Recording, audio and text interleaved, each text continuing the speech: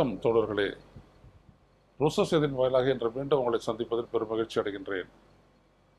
இன்று தலைநகர் ஜந்தர் மந்தரில் மீண்டும் அமைச்சர் தர்மேந்திர பிரதான் பதவி விலக கோரி காக்ரோச் ஜனதா பார்ட்டியின் சார்பாக போராட்டம் நடைபெற இருக்கிறது.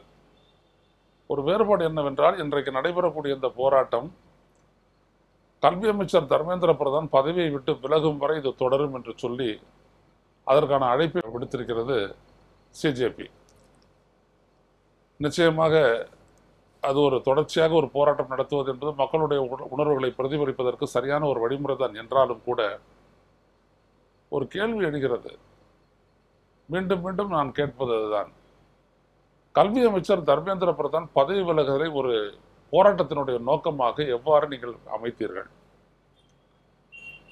இந்த பிரச்சனை பெரிதாகும் போது கல்வி அமைச்சரை பதவி நீக்கம் செய்துவிட்டு அல்லது அவரை மாற்றிவிட்டு வேறொருவரை கல்வி அமைச்சராக போடுகிறார் என்று வைத்துக் கொள்ளுங்கள் பிரதமர் மோடி. அப்பொழுது உங்களுடைய போராட்டத்திற்கு அதோடு முடிந்து போய்விடும் இல்லையா? இது எந்த விதத்தில் இந்த நீட்டு தேர்வை எதிர்நோக்கி காத்திருந்து மனமுடைந்து அதில் ஏற்படக்கூடிய அந்த குழப்படிகளுக்கு எல்லாம் பாதிக்கப்பட்டு தற்கொலை செய்து கொண்ட பல மாணவர்களுடைய உயிர்களுக்கு எப்படி ஒரு பதில் ஆகும்? அதான் எனது கேள்வி. நீட்டுத் தேர்வு குழப்படி என்றால் எல்லாவற்றிலுமே இந்திய ஒன்றிய அரசு செய்யக்கூடிய எல்லா தேர்வுகளிலும் இப்படிப்பட்ட குழப்படி இருக்கிறது. இப்பொழுது கூட நீங்க பார்த்தீங்கன்னா, ஒரு நாக்பூர் மாணவர் அவர் இந்த தேர்வில் நாளைக்கு நடக்கக்கூடிய தேர்வுக்கு வந்துட்டு அவர் விண்ணப்பித்திருந்தார். அவருக்கு வந்துட்டு பார்த்தீங்கன்னா அபுதாபியில் வந்துட்டு சென்டர் போட்டிருக்காங்க. இது நாடு முழுவதும் தெரிஞ்ச ஒரு விடயம்தான். இந்த நாட்டிலேயே இருக்கக்கூடிய ஒரு நகரத்துலேருந்து இன்னொரு நகரத்துக்கு போகிறதுக்கே அவன் டிக்கெட் ரிசர்வ் பண்ணி ஆகணும், முன்னமையே பயணம் பண்ணி ஆகணும்.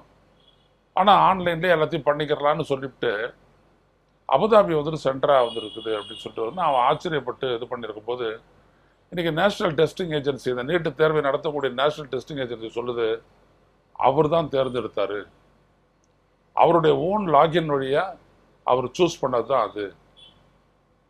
அதாவது எது எக்ஸாமுக்கான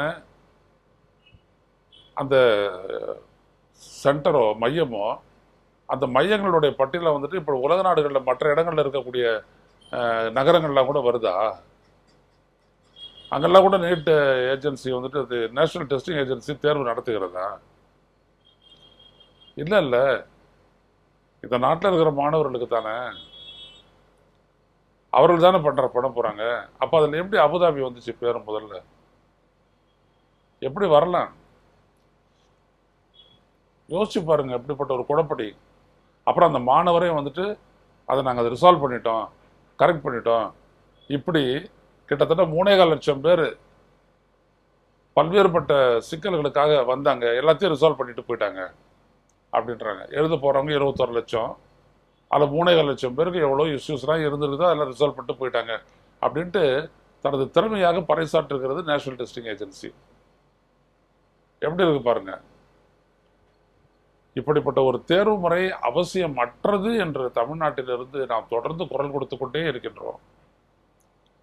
இந்த தேர்வு எதற்காக நடத்தப்பட வேணும்?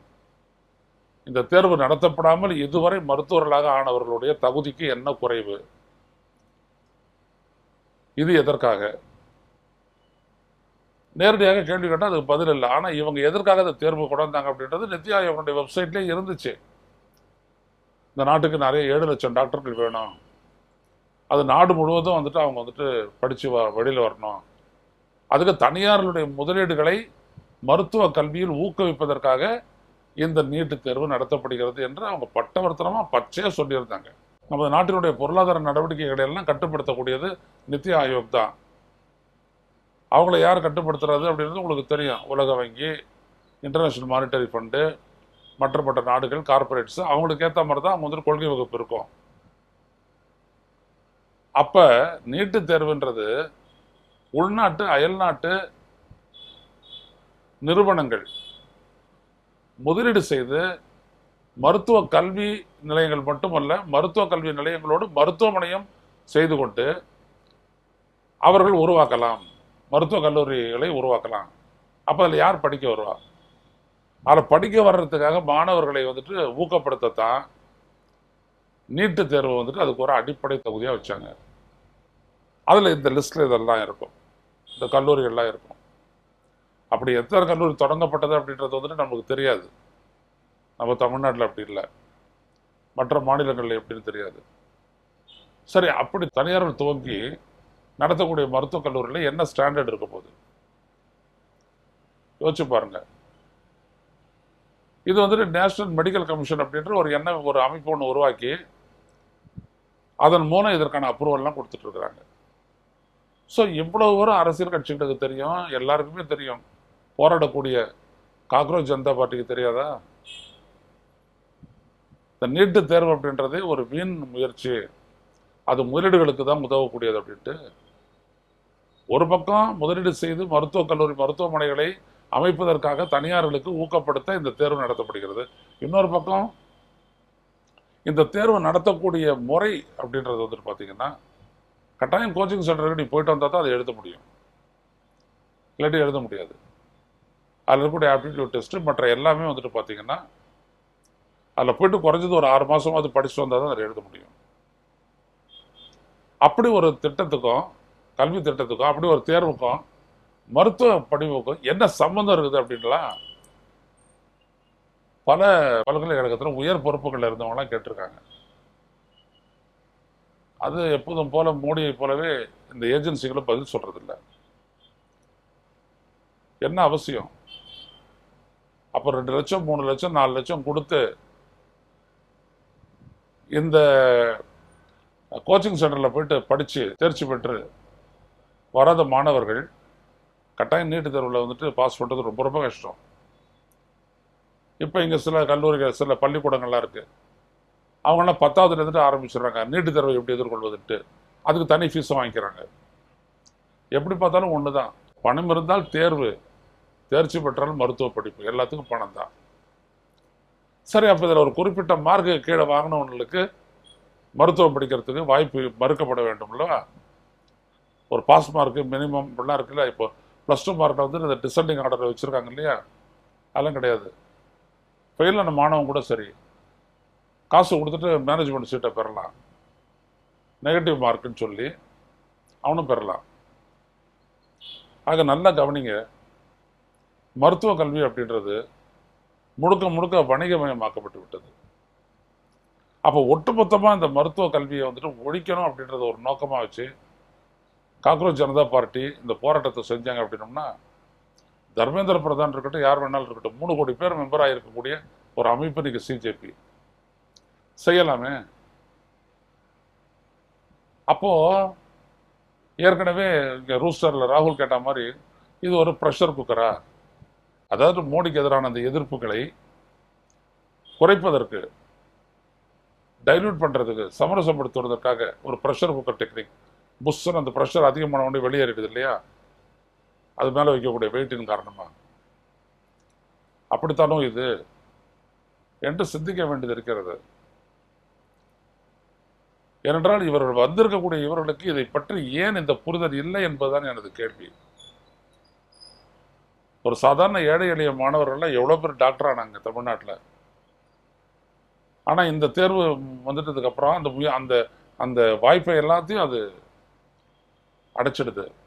அதனால தான் அனிதா இறந்தாங்க. 1600க்கு 1183 மார்க் வாங்கின ஒரு மாணவி கல்வி தொகுதியை பெறவில்லை. ஏன்? நீட்டு தேர்வில் அவர்களால் பாஸ் பண்ண முடியல. எப்படி பாஸ் பண்ண முடியும் வித்தவுட் கோச்சிங் சென்டர்? இது தமிழ்நாட்டில் நடந்தபோது எல்லாரும் பெருசாக தமிழ்நாட்டில் அப்படிலாம் கெப்பாசிட்டியில் மாணாக்கர்களுக்கு இருந்தாங்க. அதுக்கப்புறம் அந்த ராஜஸ்தான் மாநிலம் கோட்டா அங்கே போயிட்டு பார்த்தீங்க அப்படின்னோம்னா அங்கேயே தங்கி படிக்கிறவங்கெல்லாம் பலரும் அந்த மாதிரி மாணாக்கர்கள் வந்துட்டு தற்கொலை பண்ணிட்டு இருக்காங்க. பணம் இருந்தும் அதான் நல்ல. ஏன்னா வீட்டில் குடும்பத்தினர் வந்துட்டு அவங்க மேலே கொடுக்கக்கூடிய அந்த அழுத்தம், ப்ரெஷர், அதன் காரணமாக அவங்க வந்துட்டு இறந்து போகிறாங்க. இப்படி இது ஒரு பெரிய ஒரு மாறுதலுக்கு உட்படுத்தப்பட்ட இந்த நீட்டு தேர்வின் மூலம் மருத்துவ கல்வியை மீட்க வேண்டும் என்கின்ற நோக்கம் இல்லாமல் ஒரு அமைச்சரை குறி வைக்கிறதுல என்ன இருக்குது? இதை நீங்கள் சொல்கிறீங்களா, நீங்கள் என்ன பண்ணுவீங்கன்னு கேட்குறீங்க இல்லையா? 2019ஆம் ஆண்டு ஹைட்ரோ கார்பன் திட்டங்களுக்கு எதிராக, அது இன்னும் பேரழிவு திட்டங்கள் எல்லாத்தையும் மக்களுடைய கருத்துக்கு எதிராக எதையும் நீங்கள் நடைமுறைப்படுத்தக்கூடாது அப்படின்னு சொல்லிட்டு ஒரு பெரிய போராட்டம் தமிழ்நாட்டில் முன்னெடுக்கப்பட்டது. 600 கிலோமீட்டர் மனித சங்கிலி போராட்டம். ஐயா நம்மாழ்வாரனுடைய ஆசீர்வாதத்துடன் தொடங்கப்பட்ட பேரழிப்புக்கு எதிரான பேர் இயக்கம் அப்படின்ட்டு பட்டுக்கோட்டையை சேர்ந்த காக்கா ஈராலினின் தங்க சண்முக சுந்தரம், நான், இன்னும் பலரும் நாங்களாம் முன்னெடுத்தோம். 600 கிலோமீட்டர் மனித சங்கிலி போராட்டம், மரக்காணம் டு ராமேஸ்வரம். அன்னைக்கு யார் பெட்ரோலியத்துறை அமைச்சர்? இதே தர்மேந்திர பிரதான் தான். அப்போ இந்த காவிரி படுகையில் பல இடங்கள்லாம் ஏலம் விட்டாங்க, எல்லாத்தையும் நிறுத்தணும். தமிழ்நாட்டு மக்களுடைய ஒப்புதல் இல்லாமல் எந்த ஒரு இடத்துலையும் ஹைட்ரோ கார்பன் கிணறுகளை தோண்டக்கூடாது, கச்சா எண்ணெயோ இல்லை சமையல் எரிவாயோ எடுப்பிற்கான எந்த திட்டத்தையும் நடைமுறைப்படுத்தக்கூடாது அப்படின்ட்டு அந்த போராட்டத்தை முன்னெடுத்தோம். அரசியல் கட்சியினர் எல்லாரையும் நாங்கள் வந்துட்டு ஈடுபடுத்தணும். திமுக கூட்டணி கட்சிகள் எல்லாரையும் ஈடுபடுத்தணும். விடுதலை சிறுத்தைகள் எல்லாரும் வந்தாங்க. அது மட்டும் இல்லாத மாணவர்கள், மீனவர்கள், விவசாயிகள், தொழிலாளர்கள் எல்லாரையும் அதில் ஈடுபடுத்தணும். 6 லட்சம் பேர் கலந்துக்கிட்டாங்க ஒரே நாள் சாயந்தரத்தில். 600 கிலோமீட்டர் மனித சங்கிலி போராட்டம். நீதிமன்றத்தில் போராடி பர்மிஷன் வாங்கிட்டு நான், திரு லெனின் அவர்கள் எல்லாம் போய், இன்னைக்கு லெனின் இல்லை, மிகப்பெரிய போராடி அவர் இறந்துட்டாரு. நாங்கள்லாம் போய் டிஜிபி அலுவலகத்தில் உட்காந்து பேசி அவங்ககிட்ட விளக்கி அந்த பர்மிஷனை வாங்கணும். நீதிமன்றம் கொடுத்தது, ஆனாலும் அவங்களுக்கு விளக்கணும். அந்த போராட்டம் நடந்து முடிஞ்ச 6 மணிக்கு அது முடிஞ்சிச்சு. 6:30 மணிக்கு முடித்தோம் நாங்கள் போராட்டத்தை. உடனே ஊடகத்தில் பேசின தர்மேந்திர பிரதான் என்ன சொன்னார்னா, தமிழ்நாட்டு மக்கள் விரும்பாதது எதையும் அவர்கள் மீது நாங்கள் திரிக்க மாட்டோன்ட்டார். என்ன வரைக்கும் அதான் காப்பாற்றுது. இன்னைக்கு கூட கடல் பகுதியில் தான் அவங்க பண்ணியிருக்காங்க, பரங்கிப்பேட்டையில், off the coast of Tamil Nadu. அதுவும் காவிரி படுகை தான், அதையும் நம்ம எதிர்க்கிறோம். ஏன்னா கடல் மாசுபடுவதை மட்டும் அனுமதிக்க முடியுமா என்ன? அதற்கான போராட்டத்திலையும் ஈடுபடுவோம். ஏன்னா கடல் பகுதி அப்படின்றது இந்திய ஒன்றிய அரசுடைய நேரடி கட்டுப்பாட்டுக்கு உட்பட்டது. பாதுகாக்கப்பட்ட வேளாண் மண்டலம்னு சொல்லிட்டு நம்ம காவிரி படுகையை மாற்றுறது தமிழ்நாடு அரசுடைய சட்டம்.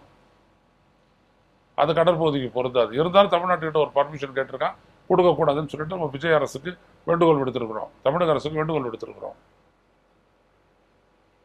அப்போ தர்மேந்திர பிரதான் அதே இடத்துல தான் இருந்தார். திட்டத்தை ஒழிச்சிட்டோமா இல்லையா?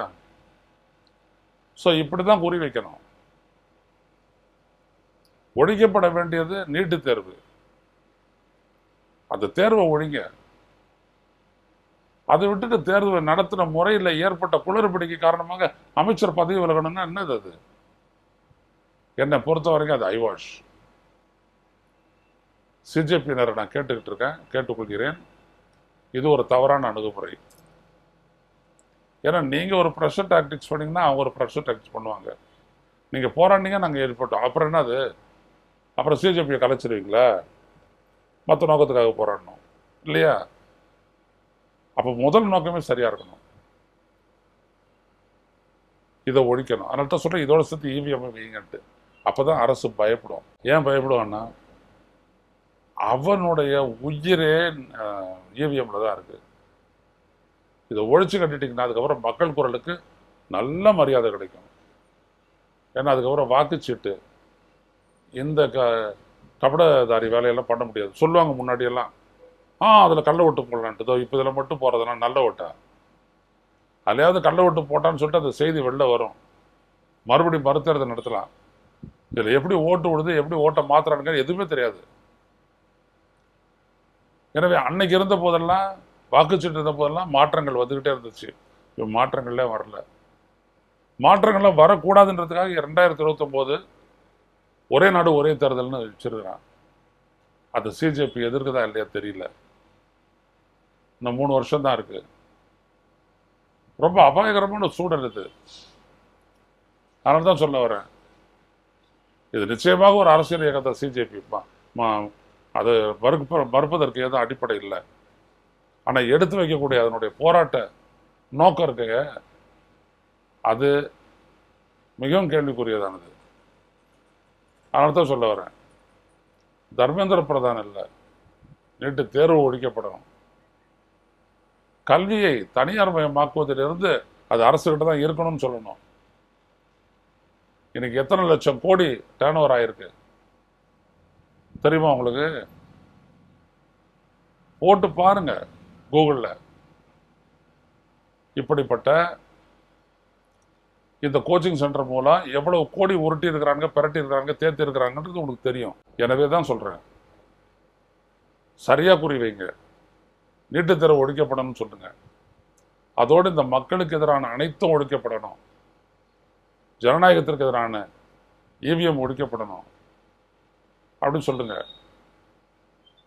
இதெல்லாம் சொல்லாம நீங்க வந்துட்டு ஒரு போராட்டத்தை முன்னெடுத்தீங்கன்னா உங்களுடைய நோக்கம் முதிர்ச்சியற்றது, ஐயத்திற்குரியதுன்னு ஆகிவிடும். செய்ய வேண்டும் என்று கேட்டுக்கொள்கிறேன். மீண்டும் சந்திப்போம். தொடர்ந்து நன்றி, வணக்கம். ஊடகம் கார்ப்பரேட் அரசியல்வாதிகளின் கைப்பாவையாக அடிமைகளாக இருந்தது போதும். இனி சாட்டை எடுத்து சுழற்றும் நேரம் வந்துவிட்டது. ஊடகம் பொதுமக்களாகிய உங்களுக்காக, உங்களாலேயே இயக்கப்பட வேண்டும். ஊடக சுதந்திரத்திற்காக உங்களின் பங்களிப்பை இன்றே அளித்திடுங்கள்.